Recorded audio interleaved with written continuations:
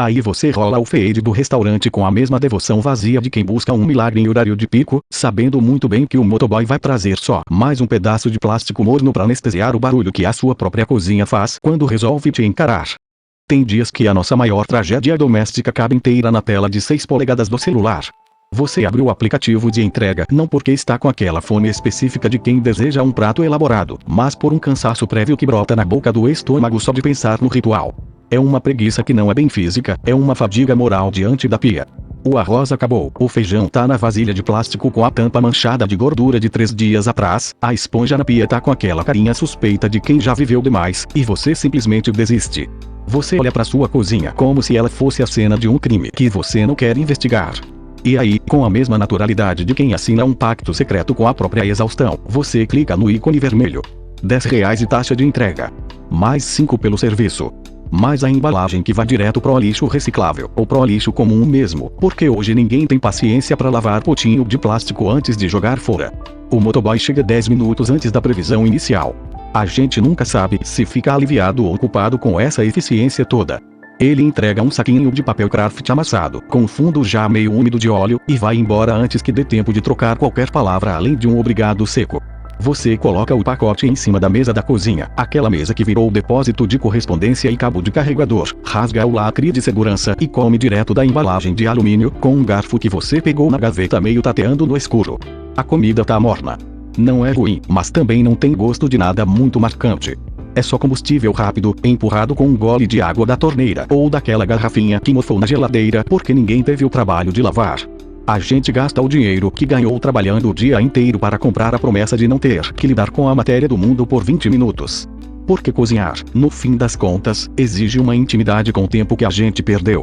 Sabe aquela cena clássica de abrir a geladeira, encarar a meia cebola murcha, o tomate passando do ponto e o ovo solitário na prateleira?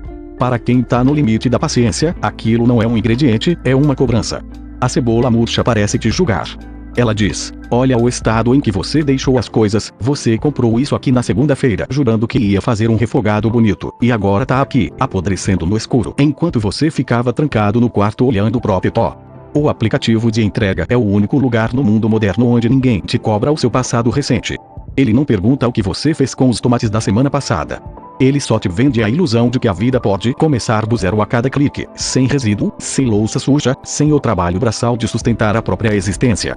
Epicuro, lá na Grécia Antiga, tentava convencer os amigos de que o prazer verdadeiro era simples, que bastava um pouco de pão, água e companhia para ser feliz, que a autossuficiência era a maior de todas as riquezas. Ele achava que a gente sofria porque desejava o supérfluo, porque corria atrás de banquetes e honrarias.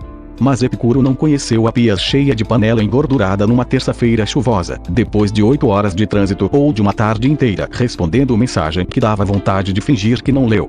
Se o velho grego estivesse aqui hoje, morando num apartamento de 40 metros quadrados com a janela virada para a empena do prédio do lado, ele ia entender perfeitamente porque a gente prefere pagar R$30 num hambúrguer que chega frio a brigar com a frigideira Teflon que tá grudando até vento. Não é sobre o sabor da comida. É sobre o alívio de terceirizar o esforço de se manter vivo. A gente terceiriza o cozimento, depois a limpeza, e daqui a pouco vai terceirizar o ato de mastigar, se inventarem uma cápsula sabor cheddar. O problema é que, no meio desse processo todo, a gente vai perdendo o contato com a consistência das coisas. Tudo fica etéreo, digital, resolvido por Pix e QR Code. A comida do delivery não tem cheiro de casa, tem cheiro de papelão úmido e escapamento de moto. Ela mata a fome da mesma forma que um remédio amargo resolve uma dor de cabeça. Tira o sintoma, mas deixa um gosto esquisito na boca. E o pior é que a gente repete isso no dia seguinte. Às 18, quando o sol começa a baixar e a luz da sala ganha aquela cor de tédio inegociável, o dedo indicador já começa a coçar na direção do aplicativo. Você tenta negociar consigo mesmo. Hoje não, hoje eu faço aquele macarrão com que tem. Você até abre o armário. Pega o pacote de parafuso. Olha pra ele. Lembra que vai ter que ferver a água, esperar a água subir, calcular o sal, escorrer o macarrão naqueles furinhos que sempre entupem com um pedaço de massa, fazer o molho, sujar a colher de pau, e depois, o golpe final, a panela encrustada na pia, esperando por você como um juiz severo. É aí que a desistência vence. O dedo clica de novo. O entregador já conhece o seu nome, já sabe que o interfone desse prédio tá com mau contato e que precisa mandar mensagem no WhatsApp porque a campainha não toca no 10º andar. Você vira estatística de conveniência. E o mais curioso é que, enquanto você espera um motoboy subir a ladeira, você fica navegando pelas redes sociais, vendo vídeos de pessoas que aparentemente adoram cozinhar. São vídeos de 10 segundos onde alguém com uma blusa de linho claro, numa cozinha com luz natural impecável, corta cebolas roxas com uma faca que parece cortar vento, enquanto o caldo borbulha numa panela de ferro esmaltada que custa o equivalente ao seu aluguel. A pessoa sorri para a panela. Ela tem uma relação afetiva com a cenoura. Ela fala da cenoura como se fosse uma velha amiga que veio passar o fim de semana. Você olha para sua tela de celular, depois pro seu corredor escuro, depois pro saco de lixo que tá ali na porta esperando alguém ter coragem de descer com ele, e sente um abismo intransponível entre a vida estética dos outros e a sua própria sobrevivência mambembe. O filósofo coreano Byung-Chul Han fala muito sobre essa exaustão contemporânea, sobre como a gente vive numa sociedade do desempenho onde todo mundo se explora voluntariamente, achando que tá realizando o próprio potencial, até o momento em que o corpo pifa e a alma vira pó. Mas ele esqueceu de falar da panela. Porque a exaustão não mora só nas grandes metas profissionais ou na obrigação de ser produtivo até dormindo, ela mora na hora do jantar. A exaustão é ter que decidir o que comer todos os dias até o fim da vida. É a rotina mecânica de alimentar uma carcaça que amanhã vai ter que acordar cedo de novo para repetir exatamente o mesmo ciclo.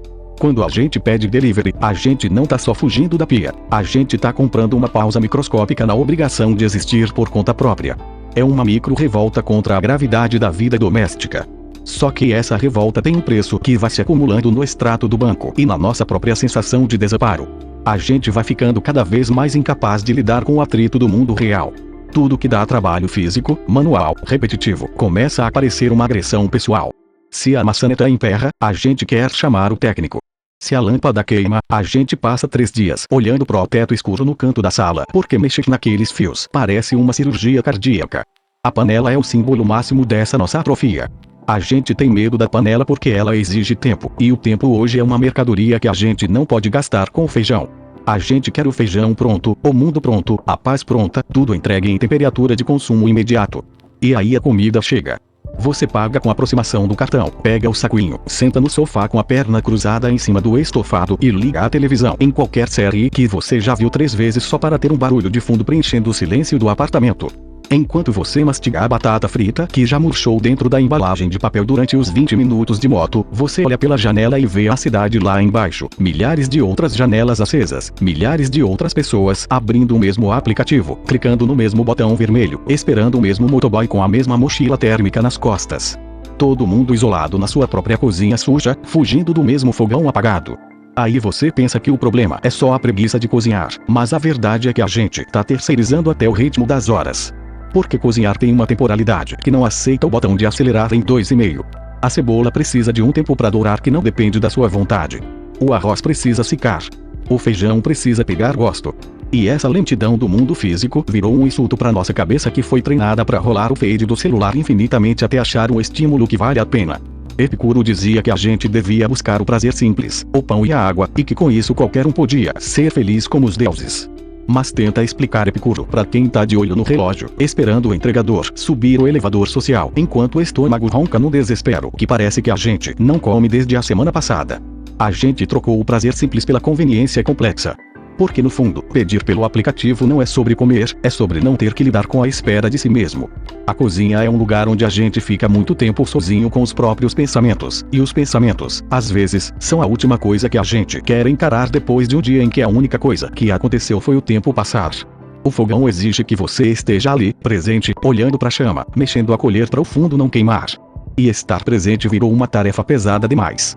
É mais fácil pagar a taxa de entrega, pagar a taxa de serviço, pagar a embalagem que vai direto para a lixeira, só para garantir que o mundo vai continuar girando sem que você precise mexer um dedo além do polegar direito. Sabe aquela sensação estranha quando você termina de comer e olha para a pilha de plástico e papelão em cima da mesa de centro? Dá um vazio esquisito, um gosto de nada na boca que não é da comida, é da rapidez com que tudo aconteceu. Você pediu, chegou, você engoliu quase sem mastigar direito, jogou fora, e agora são 8h30 e você tem um buraco enorme no meio da noite até a hora de dormir. E aí você faz o quê? Abre o aplicativo de novo para ver se tem uma sobremesa, um doce, um bolo de pote que cure esse tédio que não passa com carboidrato. É uma roda viva de consumo que começa na fome e termina na culpa, passando por 25 minutos de ansiedade, olhando o mapa do GPS para ver se o motoboy já virou a esquina da sua rua. A gente virou refém da nossa própria pressa. A gente tem tanta pressa para economizar tempo que acaba perdendo o que o tempo tinha de melhor, que era exatamente essa bobeira de ficar na cozinha, esperando a água ferver, olhando pro nada, pensando em nada, vivendo uma vida que não precisa vir numa sacola lacrada com grampo de metal. Mas calma, tá todo mundo meio assim, tropeçando nos próprios atalhos, tentando achar um jeito de viver sem ter que pagar o preço de existir. Hoje a panela fica lá, brilhando de limpa ou acumulando poeira no armário de cima, fingindo que um dia vai ser usada. E amanhã vai ser igual. Você acorda, abre o bloco de notas mental, calcula os minutos, avalia o cansaço, e antes de o meio-dia chegar, o dedo já vai estar coçando para apertar o ícone colorido na tela do celular. É isso. A gente vai levando assim, entre um clique e uma garfada fria, fingindo que tá tudo sob controle, enquanto o fogão continua ali, quietinho, esperando a gente reaprender a ter paciência com o próprio apetite. Vai lá lavar essa boca, toma um copo d'água e descansa essa cabeça, porque amanhã o mundo vai continuar girando rápido, mas você não precisa correr tanto assim.